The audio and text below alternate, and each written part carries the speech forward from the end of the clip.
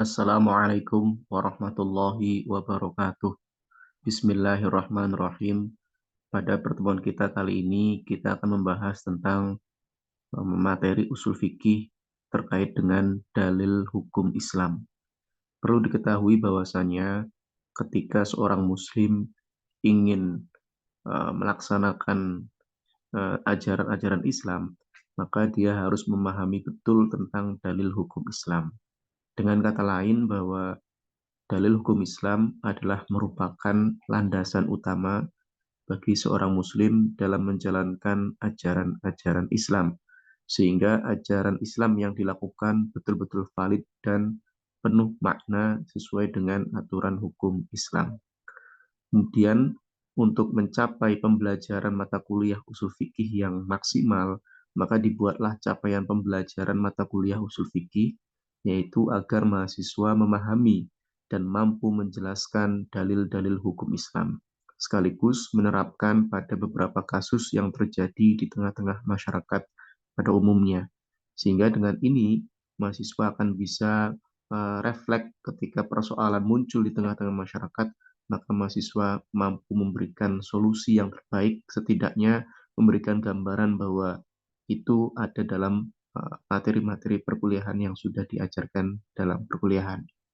Kemudian, dalil hukum Islam itu dibagi menjadi dua bagian, yaitu ada yang mansus berdasarkan wahyu dan ada yang ghairu mansus. Nah, materi ini memberikan gambaran bahwa ketika mahasiswa memberikan gambaran terkait dengan dalil hukum Islam, itu akan semakin bijak ketika menghadapi persoalan yang ada. Dia akan melihat pada mansus berdasarkan wahyu, yaitu Al-Quran dan Hadis, dan juga yang ghair mansus, yang berdasarkan bukan wahyu. Dua pembagian ini harus selalu ada ketika kita belajar tentang dalil hukum Islam. Karena ketika kita hanya berdasarkan mansus saja, maka kita akan menafikan berbagai macam dalil-dalil yang memang bukan wahyu. Ya, meskipun memang kita nyatakan bahwa Al-Quran dan hadis yang berdasarkan wahyu itu adalah sumber utama yang paten tentunya. Kemudian dalil hukum Islam yang mansus ini ada Al-Quran dan hadis atau as-sunnah. Ya.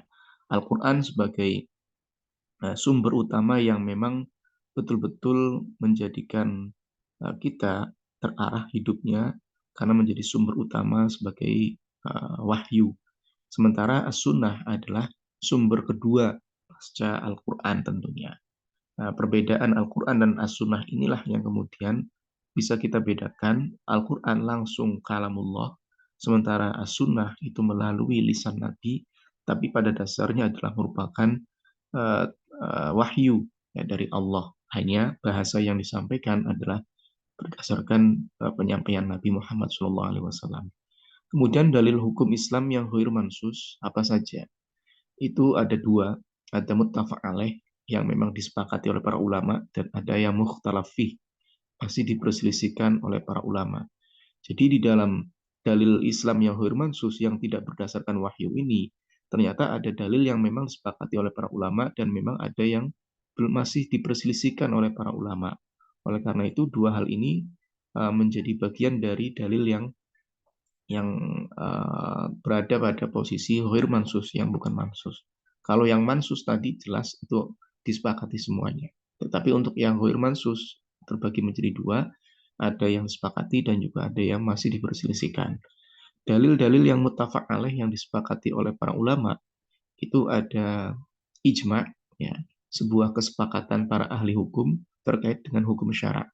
Jadi ketika seorang ahli hukum kemudian berkumpul atau kemudian menyatakan satu kata atau melakukan perbuatan hal yang sama, maka bisa dikatakan sebuah kesepakatan para ahli hukum terkait dengan hukum syara.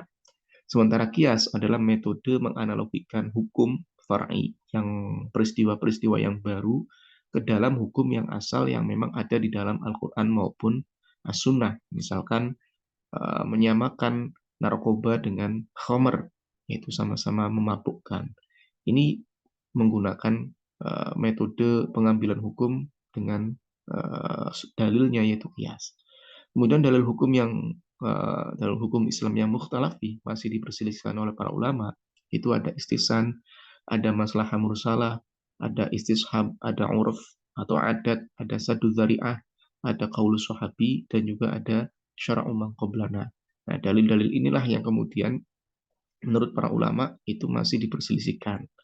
Ada yang memang menganggapnya itu sebagai dalil hujjah, kedalilannya itu kuat. Ada juga yang memang tidak tidak mengatakan bahwa itu merupakan hujjah sebagai dalil hukum Islam. Ya, demikian, terima kasih atas perhatiannya. Semoga video ini bermanfaat bagi kita semuanya. Sekian. Wallahul muwaffiq ila aqwamit thoriq. Assalamualaikum warahmatullahi wabarakatuh.